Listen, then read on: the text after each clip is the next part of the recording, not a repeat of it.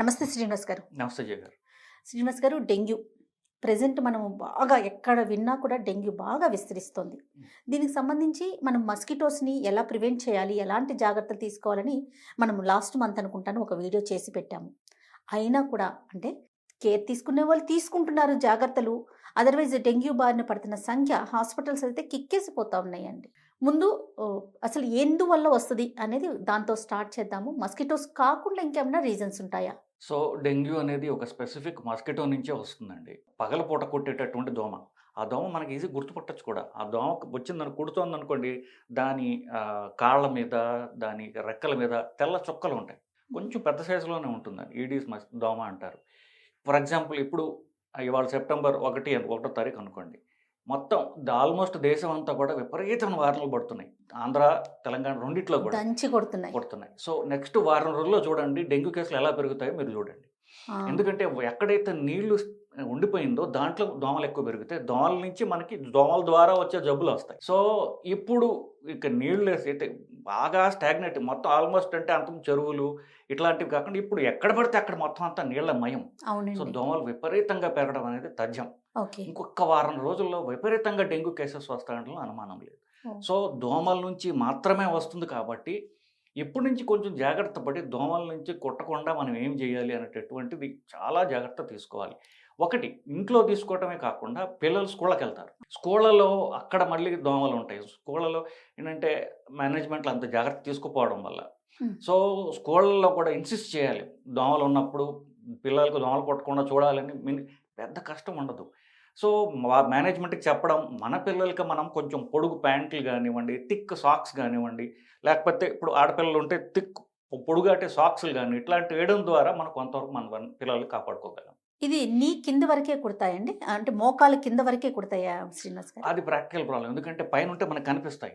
మనం కొట్టడం ఆహా! ద్వారా ఏం చేస్తాం? అది ఎగరలేదు అనేసి అంటున్నారు. అట్లా ఉంటుందంటారా? అదేం ఉండదు. కాకపోతే ఏమవుతుందంటే టేబుల్ కింద మనం చూసుకోం ఎక్కువ మనం పైన చూస్తుంటాం కాబట్టి కింద కొట్టేస్తుంటుందనమాట. ఓకే. ఓకే. సో, ఇవి కాళ్ళ మీద కుడుతున్నా కొంచెం చేతుల మీద ఉన్నంత స్పర్శ కాళ్ళ మీద కూడా ఉండదు. సో, కుట్టినా అది మనకు కాసేపటికి తెలుస్తుంది. మనకు అంత స్పర్శ జ్ఞానం తక్కువ ఉండడం వల్ల. సో, షూస్ ఏసుకోవడం, థిక్ సాక్స్ ఏసుకోవడం అనేది చాలా హెల్ప్‌ఫుల్ అవుతాయి. ఓహ్! రైట్. వీటి సింప్టమ్స్ ఏ విధంగా ఉంటాయండి? ఫస్ట్ ఎలా స్టార్ట్ అవుతుంది? ఇది 3 మూళ్ళండి నిజం చెప్పాలనుకుంటే. ఇప్పుడు మనకి దోమ కుట్టిన 3 రోజుల తర్వాత మొదలవుతుంది యాక్చువల్ ప్రాబ్లమ్. హుహు. సో, మొదలైన తర్వాత శరీరంలో వైరస్ 3 రోజులే ఉంటుంది. ఎప్పుడైతే శరీరంలో వైరస్ ఉందో, ఆ 3 రోజులే 3 రోజులు జ్వరం వస్తుంది గట్టిగా. ఒక 40 డిగ్రీల దాకా జ్వరం వస్తుంది. సెంటిగ్రేడ్ అనుకోండి. సో, 104, 103 డిగ్రీల జ్వరం వస్తుంది. ఆ జ్వరం తగ్గంగానే అప్పుడు చ చ ఎస్పెషల్లీ పొట్ట మీద స్కిన్ అంతా ఎర్రగా అవ్వడం, ర్యాష్ అంటారు. మీరు రక్త పరీక్ష చేశారనుకోండి, ముందు సింప్టమ్స్‌తో ఉందాం. సో, ర్యాష్ వస్తుంది. జ్వరం తగ్గుతుంది. జ్వరం తగ్గిన వెంటనే పొట్ట మీద ఎస్పెషల్లీ ఎర్రగా అయిపోతుంది. నొక్కితేనేమో మధ్యలో తెల్ల తెల్ల చుక్కలాగా వస్తుంది. బట్ బేసిక్‌లీ ఎరుపు ఎక్కువుంటుంది. జాయింట్ పెయిన్సు, విపరీతమైన తలనొప్పి, ఎస్పెషల్లీ కళ్ళ వెనకాల తలనొప్పులు అంటుంటారు. సో, ఇట్లాంటివి ఆ 3 రోజులు తగ్గిన వెంటనే ఇవి మొదలవుతాయి. సో, ఓహో! జాయింట్ పెయిన్సు, స్కిన్ ర్యాష్ మొదలవుతుంది. ఓకే. రక్త పరీక్ష చేయించారనుకోండి, అప్పుడు ప్లేట్‌లెట్స్ చూసుకుంటే అప్పుడు తగ్గడం మొదలుపెడుతుంది. సో, జ ప్లేట్‌లెట్స్ బాగా యెస్. తగ్గిపోతాయన్నమాట. జనరల్‌గా ఎలా ఆలోచిస్తున్నారు అంటే, ఫీవరొస్తోంది. ఒక 3 డేస్ మీరన్నట్లుగా హెవీ సింప్టమ్స్ ఉంటున్నాయి. టాబ్లెట్లు వేసుకుంటున్నారు తగ్గిపోతుంది. అంటే ఫీవర్ తగ్గిపోయింది గదా! టెంపరేచర్ కంట్రోల్‌లో ఉంటుంది. ఎవ్రీ 6 అవర్స్‌కి ఒకసారి మెడిసిన్ వేసుకోవటం వలన.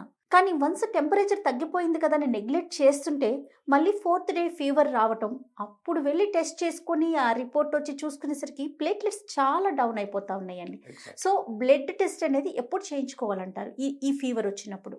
సో, జనరల్‌గా మీరు చెప్పినట్టు మొదట ఇప్పుడు 80% మందిలో జ్వరం వచ్చి తగ్గిపోవచ్చు. లేదా మైల్డ్ సింప్టమ్స్ ఉండొచ్చు తెలీదు. తెలియట్ల. ఆ! సో, ఇది 80% మందిలో డెంగ్యూ వచ్చిన వాళ్ళలో 80% మందిలో. ఆ! ఆ 20% మందిలో మాత్రము ఈ బ్లడ్ ప్లేట్‌లెట్స్ తగ్గిపోవటము ఇవన్నీ కూడా ఉంటాయి. ఓకే. సో, జ్వరం వచ్చినప్పుడు జ్వరం టాబ్లెట్‌లు ఏసుకుంటారు. అది తగ్గంగానే జ్వరం తగ్గిందనుకుంటారు. ఆ! అది స్కిన్ ర్యాష్ ఏమి లేకపోతే అసలు పట్టించుకోరు. అవునండి. కానీ ఆ 20% మందిలో ఎప్పుడైతే స్కిన్ ర్యాషు, జాయింట్ పెయిన్స్ తగ్గట్లేదో అప్పుడు డాక్టర్ దగ్గరికెళ్తారు. ఓకే. సో, బెటర్ ఏంటంటే మూడో రోజు, నాలుగో రోజు జ్వరం తగ్గిన వెంటనే రక్త పరీక్ష చేయించుకోవడం అనేది అవసరం అండి. రైట్. కంప్లీట్ బ్లడ్ పిక్చర్ అంటారు. హ్మ్. ఇది చెప్పిన వెంటనే చాలా చోట్ల ప్లేట్‌లెట్స్ చెయ్యరు గూడా. సో, ప్లేట్‌లెట్స్ కావాలి అని ఇన్సిస్ట్ చేయాలి. హుహుహుహు. ప్లేట్‌లెట్ కౌంట్ ఒక్కొక్కసారి ఏంటంటే బానే ఉన్నాయిలే అని రాస్తాడు. అడిక్వేట్ అని రాస్తాడు. బాగానే ఉంటాం కాదు, నాకు కౌంట్ కావాలి అని ఇన్సిస్ట్ చేయాలి వాళ్ళకి. ఆహాహా! ఇన్సిస్ట్ చేసి ప్లేట్లెట్ కౌంట్ తెలిసిందనుకోండి, ఇప్పుడు మూడో రోజు ప్లేట్లెట్ కౌంట్ ఇంత, తర్వాత తగ్గిందనుకోండి, ముందు ఎంత ఉందో తెలియాలిగా మనకి. Yes. Yes. So first platelet count చేయించుకోవడం అవసరం. ఆ తర్వాత జనరల్లీ రోజు చేయించుకోమని చెప్తారు. హ్మ్. కనీసం 2, 3 రోజులకైనా ఒకసారి ప్లేట్లెట్స్ చేయించుకుని తగ్గుతుందో లేదో చూసుకుని, తగ్గుతుంటే కనుక డాక్టర్‌ని కలవడం అనేది చాలా చాలా చాలా అవసరం. ఎంతవరకు ఉంటే హెల్తీ అండి? కౌంట్ అనేది ఫస్ట్ ఇప్పుడు మీరన్నట్లుగా మూడో రోజు తర్వాత టెస్ట్ చేయించుకున్నారు. కౌంట్ అనేది ఎంతవరకు ఉండాలి? సో ఇదొక పాయింట్ అండి. ఇప్పుడు ప్లేట్లెట్స్ తగ్గుతాయి గానీ, అది న్యాచురల్‌గా ఇంకొక 3 రోజుల్లో అది పెరిగిపోతుంది. సో ప్లేట్లెట్స్ తగ్గిపోతున్నాయి అంటే, ఇప్పుడు చాలామంది డాక్టర్లు కూడా ఏం చేస్తారంటే, ప్లేట్లెట్స్ తగ్గిపోతున్నాయని కంగారు పెట్టేస్తారు బేసిక్‌లీ. ప్లేట్లెట్స్ తగ్గిపోతున్నాయి, రక్తం మీకు అంటే రక్తస్రావం అయిపోవచ్చు, రక్తం ఎక్కడెక్కడ యెస్. బ్లీడ్ బ్లీడింగ్ కావచ్చు, అవ్వచ్చు అనేసి. బ్లీడింగ్ ఇట్లాంటి కంగారు పెడతారు బేసికల్లీ. 3 రోజుల తర్వాత తగ్గిన ప్లేట్లెట్స్ మళ్ళీ న్యాచురల్‌గా, నార్మల్‌గా ఎక్కువైపోతాయి. పెరిగిపోతాయి అవి. అంటే సో మన బాడీ అది తయారు చేసుకోగలుగుతుంది. ఇప్పుడేంటంటే, ఇప్పుడు వైరస్ ఉండేది 3 రోజులేనండి. ఆ! ఆ వైరస్‌ని చంపే క్రమంలో మన శరీరం అతిగా రియాక్ట్ చేస్తుంది. ఓకే. ఆ రియాక్ట్ చేసే అంటే దానికి వైరస్ అంతకుముందు తెలీదు కాబట్టి, అంటే స్పెసిఫిక్ వైరస్ తెలీదు దానికి. సో ఏదో వైరస్ వచ్చేసిందని చెప్పేసి మొత్తం అంటే సైన్యం అంతా దాని మీద తోలేస్తుందనమాట. దాన్ని చంపేస్తుంది, బాగానే ఉంది. కానీ సైన్యం ఎక్కువైపోయింది కాబట్టి ఏమిటి, అది మొత్తం ప్లేట్లెట్స్ వైరసే కాకుండా ప్లేట్లెట్సు, రక్తనాళాలు, గుండె, లివరు అన్నిటిని డ్యామేజ్ చేస్తుందది. సో ఇది మన శరీరమే మననే డ్యామేజ్ చేసే క్రమం అనమాట. మన శరీరమే మన ప్లేట్లెట్స్‌ని చంపుతుంది. దీనికి అర్థమవుతుంది 3 రోజుల తర్వాత, ఓహో! ఇంత అవసరం లేదని తగ్గించేసుకుంటాం. సో, ఆ ప్లేట్లెట్స్ నార్మల్‌గా వచ్చేస్తాయి. సో, 3 రోజులు ఆగగలిగితే చాలు. 3 అంటే రఫ్‌గా చెప్తున్నాం. 3-4 డేస్. ఒక వారం రోజుల దాకా కూడా ఉండొచ్చు. వారం రోజుల దాకా ప్లేట్లెట్స్ తగ్గి ఉండొచ్చు. ఓకే. బట్ స్టిల్ నార్మల్‌గా పెరిగిపోతాయి. కౌంట్ సంఖ్య చెప్పలేదు. ఇప్పుడు అసలు క్వెషన్. ఇప్పుడు ఎంతవరకు తగ్గితే ప్లేట్లెట్స్ డేంజరస్? మామూలుగా 3 లక్షలు అట్లా ఉందనుకోండి. 1,00,000, 1,50,000 దాకా పడిపోయినా ప్రమాదం లేదు. 20,000 కంటే తగ్గితేనే అది ప్రమాదం. అంటే 20,000 కంటే ప్లేట్లెట్స్ తగ్గితే 3,00,000 ఉండాల్సింది 20,000 కంటే తగ్గితే అప్పుడు రక్తస్రావం అవుతుంది. ఇప్పుడు హెల్తీ పర్సన్‌కి ఎంత పర్సెంటేజ్ ఉంటుందండి? యూజువల్లీ చెప్తారంటే 1,50,000, 2,00,000 దాకా ఉంటాయండి. 3,00,000 దాకా కూడా ఉండొచ్చు. ఓకే. యావరేజ్ 1,50,000, 2,00,000 దాకా ఉంటాయి. సో 2,00,000 నుంచి 20,000 దాకా వచ్చినా కూడా పర్వాలేదు. హుహుహు. జస్ట్ వెయిట్ చేయొచ్చు. ప్లేట్లెట్స్ ఇచ్చేయాలని పరిగెత్తుకుని వెళ్ళక్కర్లా. 20,000 కంటే తగ్గుతుందనుకోండి, అప్పుడు బ్లీడింగ్ రిస్క్ ఉంటుంది. హుహు. అప్పుడు బయట నుంచి ప్లేట్లెట్స్ అంటే ఆ 2, 3 రోజులు ఆగేదాకా, ఆ తర్వాత ఎలాగో పెరుగుతాయి. ఓకే. సో ఆ 2, 3 రోజులు ఆగేదాకా బ్లీడింగ్ కాకుండా ఉండడానికి బయట నుంచి ప్లేట్లెట్స్ అనేవి ఇవ్వాల్సొస్తుంది. ఈ టైంలో ఏమన్నా జాగ్రత్తలు తీసుకోవాలా డాక్టర్ గారు? ఈ ఇది ప్లే ముందు దీన్ని నెగ్లెక్ట్ చేస్తే ఏంటి? ఒకవేళ ప్లేట్లెట్స్ ఎక్కించలేదు, 8,000కి పడిపోయింది. బిలో 20 అనుకుందాం పోనీ. అప్పుడు ఎలాంటి ప్రాబ్లమ్స్ వచ్చే అవకాశం ఉందంటారు? ప్లేట్లెట్స్ అనేవి రక్తం గడ్డగట్టడానికి ఉపయోగపడుతుందండి మనకి. సో ఎక్కడైనా దెబ్బ తగిలింది, కంటిన్యూస్‌గా బ్లడ్ పోకుండా రక్తం గడ్డగట్టి ఇంజ్యూరీని సీల్ చేస్తుంది. సో రక్తం పోకుండా ఆపుతుంది. సో ప్లేట్లెట్స్ ఫంక్షన్ అది. ప్లేట్లెట్స్ తగ్గిపోయాయి అనుకోండి, రక్తస్రావం ఆగకుండా కంటిన్యూ అవుతుంటుంది. బ్లీడింగ్ అవుతుంటుంది. అంటే ఏమిటి, ఎక్కడన్నా పుండున్నా, దెబ్బ తగిలినా ఉంటే అప్పుడు అవుతుంది. ఓకే. కొంతమందికి ఆల్రెడీ పొట్టలో ఇంజ్యూరీ ఉండొచ్చు. ఇంజ్యూరీ అంటే పొట్టలో పుండు ఉండొచ్చు. అప్పుడు కొత్తగా ఏమన్నా దెబ్బ తగలొచ్చు వాళ్ళకి. ఇట్లాంటివి ఉంటాయి. సో మిగతా పార్ట్స్ మీద ఏమైనా ఎఫెక్ట్ ఉంటుందండి ఇది? అదే స్పాంటేనియస్ ఎక్కడన్నా బ్లీడింగ్ కావచ్చు అని. ఆల్రెడీ ఇప్పుడు శరీరం మొత్తంలో ఎక్కడ లీక్ ఉందో మనకు చెప్పలేము కదా. యెస్. పొట్టలో యెస్. ఉండొచ్చు, మెదడులో ఉండొచ్చు, ఎక్కడైనా ఓహో! ఉండొచ్చు. ఓహో! అక్కడ బ్లీడింగ్ అవుతుంటుందన్నమాట బేసిక్‌గా. ఓకే. So okay. అట్లాంటి రిస్క్ ఉంటుంది కాబట్టి 20,000 తగ్గిన తర్వాత వెంటనే. బ్లీడింగ్ అవ్వకుండా ఉండడానికి ప్లేట్లెట్స్ ఇస్తారు. ఓకే. అది 3, 4 రోజులు 20,000 దాకా వచ్చేదాకా మనం ఆగగలిగితే శరీరం మళ్ళీ తయారు చేసేసుకుంటుంది, నార్మల్ అయిపోతుంది. ఇక్కడ మేలు, ఫీమేలు అనే జెండర్‌ని ఏమన్నా కౌంట్ చేస్తారండి? అంటే పర్సనాలిటీ స్ట్రాంగ్‌గా ఉండటానికి, కౌంట్స్ తగ్గటానికి కానీ, పెరగటానికి కానీ, లేకపోతే ఆహ్, ఆహ్, ప్లేట్లెట్స్ తీసుకోవాలనుకునేటప్పుడు కూడా మేల్, ఫీమేల్ అనేది ఏమన్నా ఉంటుందండి? మేల్, ఫీమేల్ అనే కంటే కూడా వయస్సు అంటే వయస్సు కూడా ఎందుకంటే రోగనిరోధక శక్తి ఇమ్యూనిటీ స్ట్రాంగ్‌గా ఉందా లేదా అని. యెస్. ఇప్పుడు ఆడవాళ్ళకి వాళ్ళు జనరల్‌గా ఫ్యాట్ కంటెంట్ ఎక్కువ ఉంటుంది. ఎక్సర్సైజ్ అనేది చెయ్యరు. సో వాళ్ళ ఇమ్యూనిటీ వీక్‌గా ఉంటుంది. సో ఫర్ ఎగ్జాంపుల్ ఒక 60 ఏళ్ల లేడీని తీసుకుని 60 ఏళ్ల మగవాడిని తీసుకున్నారనుకోండి, వాళ్ళది కొంచెం రోబస్ట్‌గా ఉంటారు మగవాడు. ఆడవాళ్ళకి ఫ్యాట్ ఎక్కువ ఉంటుంది.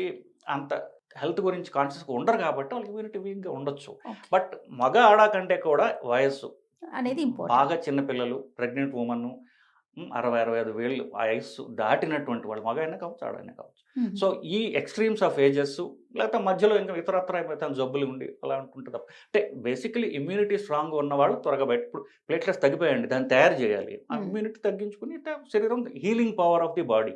Okay. So healing power of the body ఎవరికి వీక్గా ఉంటుందో వాళ్ళకి ఇంకా ఎక్కువ టైం పట్టొచ్చు ఇంకా.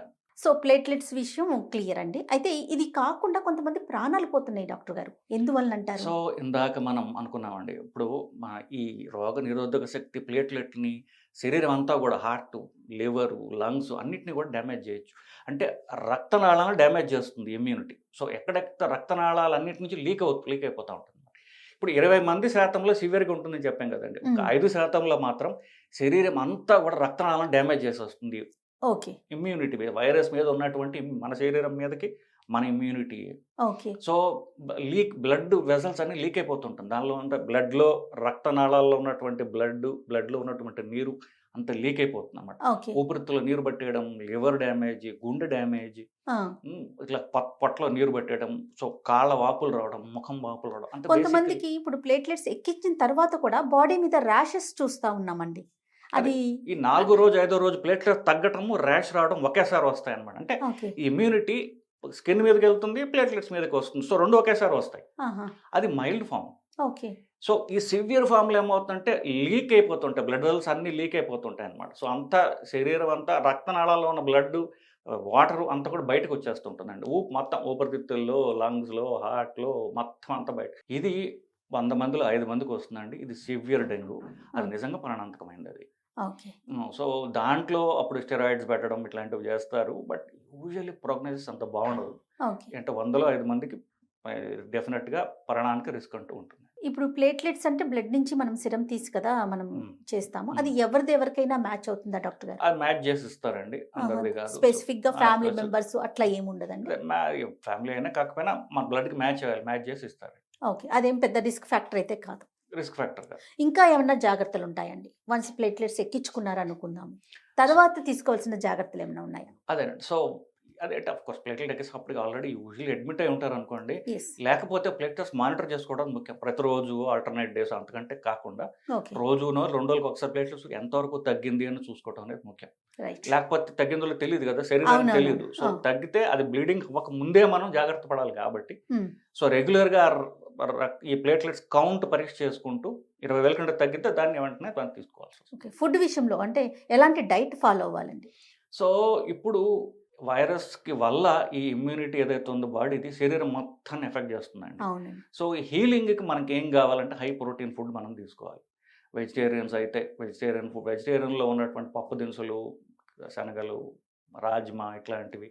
నాన్ వెజ్ తినే వాళ్ళకైతే నాన్ వెజిటేరియన్ తినొచ్చు. ఇట్లా హై ప్రోటీన్ ఫుడ్ తినడం ద్వారా మన శరీరం హీలింగ్కి మనం హెల్ప్ చేసుకుంటాం. ఇంకేమైనా జాగ్రత్తలు తీసుకోవాలి? సో అంటే ముందు రాకుండా ఏం చేయాలి, వస్తే ఏం చేయాలి? రాకుండా దోమల నిరోధం. సో ఇంట్లో జాగ్రత్తగా ఉండడం, ఇప్పుడు ఈ జాగ్రత్త చూసుకోవడం. వన్స్ ఫీవర్ అంటూ వస్తే ఇమీడియట్గా టెస్ట్ చేయించుకోవడం అనేది చాలా ముఖ్యమండి. అసలు డెంగ్యూ ఉందా లేదా అని జ్వరం వచ్చినప్పుడు చేసే పరీక్షలు కొన్ని ఉంటాయి. సో అది డెంగ్యూ యాంటీజెన్ అంటారు, NS1 యాంటీజెన్ అంటారు. సో అది పరీక్ష చేయించుకోవడం అనేది చాలా ముఖ్యం. అంటే డెంగ్యూ అయితే కొంచెం జాగ్రత్తగా ఉంటాం కాబట్టి. అవును. ఇప్పుడు డెంగ్యూ అయ్యే అవకాశమే ఎక్కువ, ఎందుకంటే ఈ వర్షాలు ఇలా పడుతున్నాయి కాబట్టి మస్కిటోస్ ఎక్కువ ఉంటాయి. ఒకరి నుంచి ఒకరికి స్ప్రెడ్ అయ్యే అవకాశం ఉందండి ఇది? ఒకళ్ళ నుంచి ఒకరి కంటే ఒక ఇంట్లో ఆ దోమ తిరుగుతూ ఉన్నప్పుడు ఎక్కువ మంది కుట్టే అవకాశం ఉంది. ఆ దోమ ద్వారా వస్తుంది తప్ప మనిషి నుంచి మనిషికి రాదు. ఇప్పుడు డెంగ్యూ ఉన్నాడు అనుకోండి, అదే దోమ ఆ రూమ్లో తిరుగుతుంటుంది కాబట్టి అక్కడ రూమ్లో అందరినీ కొట్టొచ్చారు. ఓకే. సో ఓన్లీ దోమ వలన? ఆ దోమ వల్ల. స్కూల్లో ఉన్నారనుకోండి, ఆ గదిలో ఉన్నటువంటి పిల్లలందరినీ కుట్టచ్చు ఆ దోమ. సో దోమ ద్వారా మల్టిపుల్ మందికి వస్తుంది తప్ప మనిషి నుంచి మనిషికి రాదు. ఏదేమైనా దోమలను అరికట్టడం అనేది మన చేతిలో ఉంది కాబట్టి మ్యాక్సిమం ఎంతవరకు కేర్ తీసుకోగలిగితే ఈ డెంగ్యూ నుంచి కొంతవరకైనా మనం రాకుండా జాగ్రత్త తీసుకోవచ్చు. అవునండి. అంతే కదండి? అంతే. రైట్ అండి. Thank you Srinivas. నమస్కారం.